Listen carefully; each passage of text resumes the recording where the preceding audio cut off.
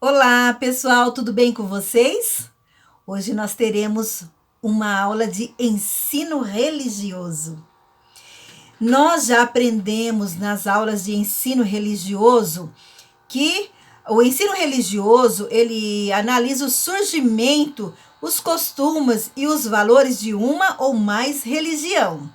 Aprendemos também que religião é uma construção social. O que significa isso? Que cada sociedade, cada povo tem a sua religião. E que isso, eles mantêm essas religiões através das práticas espirituais, dos rituais, das cerimônias que cada religião tem. Ok até aqui? Bem, as religiões, nós também já vimos isso, que as religiões com mais adeptos no mundo são o cristianismo, islamismo, o hinduísmo, o budismo, judaísmo, mas existe muitas outras, mas muitas mesmo, outras religiões, não é? Nós aprendemos também que a nossa Constituição Federal, que é a lei máxima do nosso país, ela foi aprovada no ano de 1988. Ela garante a liberdade dos cultos religiosos. Ela garante, na forma da lei, a proteção aos locais de culto, que são as igrejas, que nós já vimos, as liturgias que tem dentro da igreja, elas são protegidas. Ninguém pode chegar lá e atrapalhar. Isso que a lei garante. Tem uma lei também, pessoal, que a lei de diretrizes e bases da educação. É a lei que rege a educação no nosso país. Esta lei, que é a LDB, aprovada no ano de 1996, ela fala assim no artigo 1º, que na educação deve-se abordar o ensino religioso e não pode falar somente de uma religião. É necessário destacar todas as religiões, falar sobre todas. Por quê? Para nós aprendermos que existem muitas religiões e que nós precisamos respeitar, tá? Quer você concorde, quer você não concorde, é necessário respeitar, ok?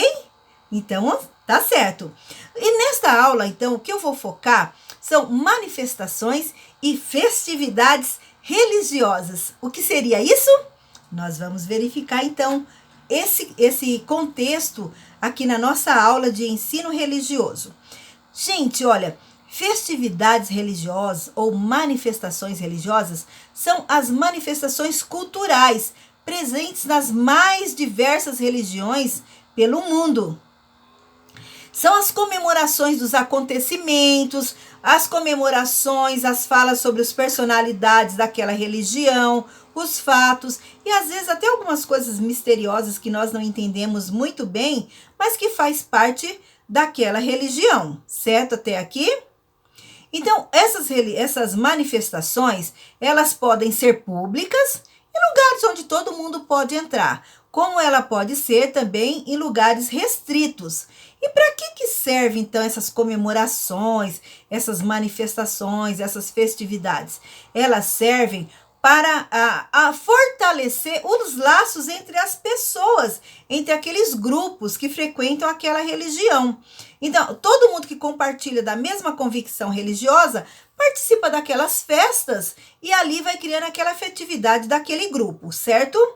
As festividades, então, elas podem ser abertas, elas podem ser em locais restritos, fechados, somente as pessoas daquela religião participam e elas fazem parte, pessoal, das convicções, das crenças religiosas de cada uma das religiões, certo?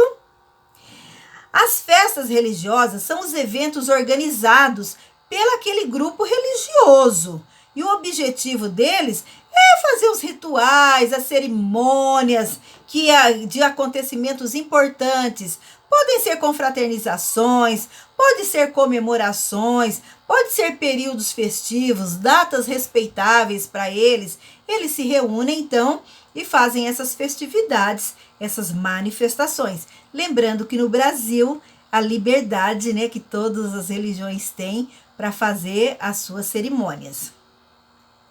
Olha, existe cerimônia, gente, de tudo quanto é tipo. Olha, eu vou falar sobre as peregrinações. São às vezes pessoas que resolvem pagar uma promessa, ela vai andar pé, ela vai subir montanhas de joelho, vai subir escadarias de joelho. Nós temos as festas familiares, não é? Nós temos festas nos templos, que é dentro das igrejas. Nós temos as festas de datas comemorativas. E olha, eu gostaria de falar para vocês sobre algumas festas comemorativas de algumas religiões especificamente, tá? Eu vou aqui citar para vocês somente algumas. Vocês precisam entender que existem muitas festividades religiosas. Por exemplo, olha, os budistas, eles têm uma festa que chama Festa do Dente Sagrado.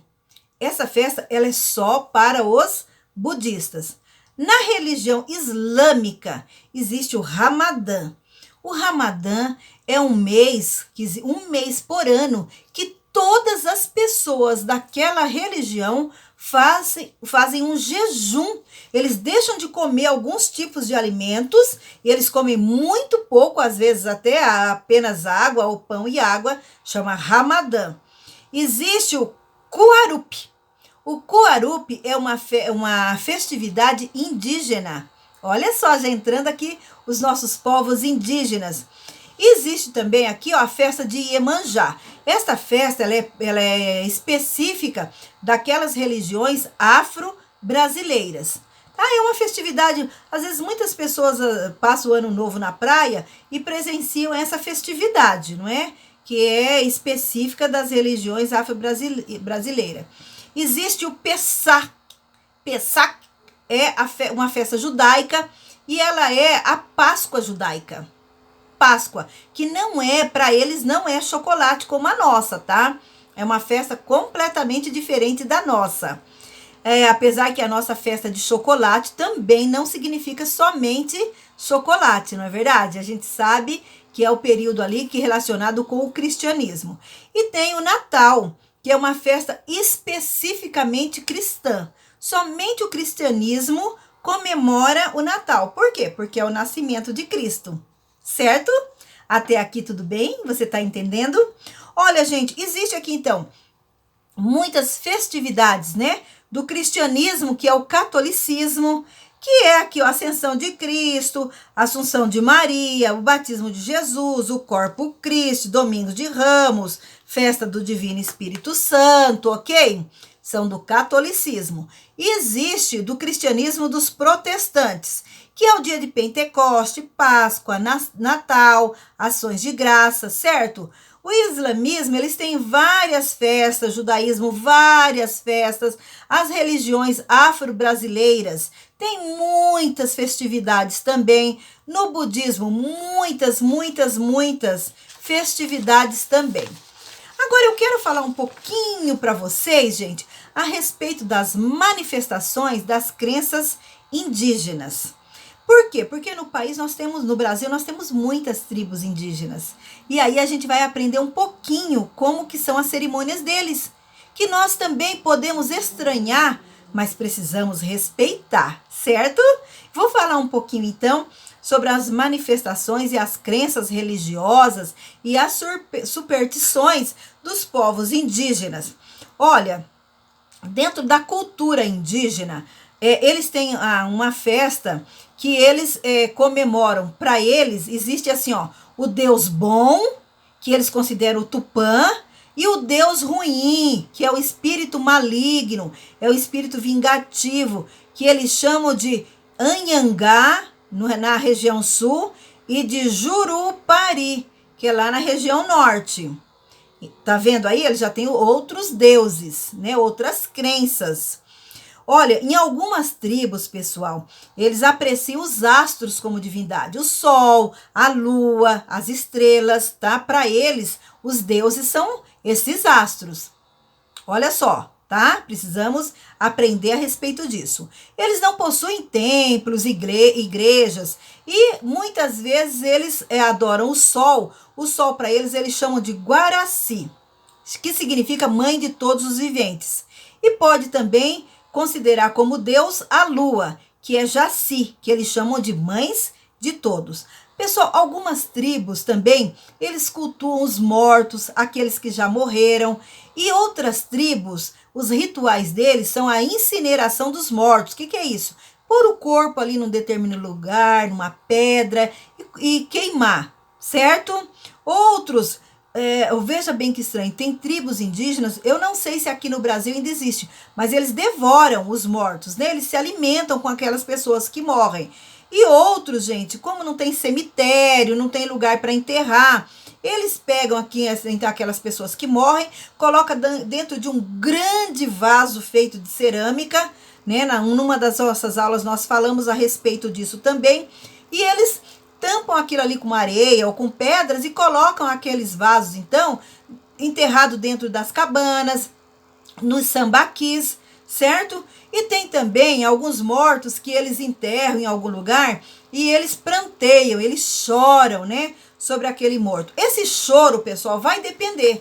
Se é uma pessoa muito importante na tribo, eles choram muito, todos choram por ele. Se é alguém menos importante, aí então somente a família vai chorar por aquele morto. Então, hoje, essa é a nossa aula de ensino religioso, falando um pouquinho sobre manifestações e festividades religiosas. Eu espero que vocês tenham considerado interessante, que você aprenda sobre esse conteúdo, porque nós precisamos entender, não é, sobre as religiões que existem em todo o mundo. Tá ok?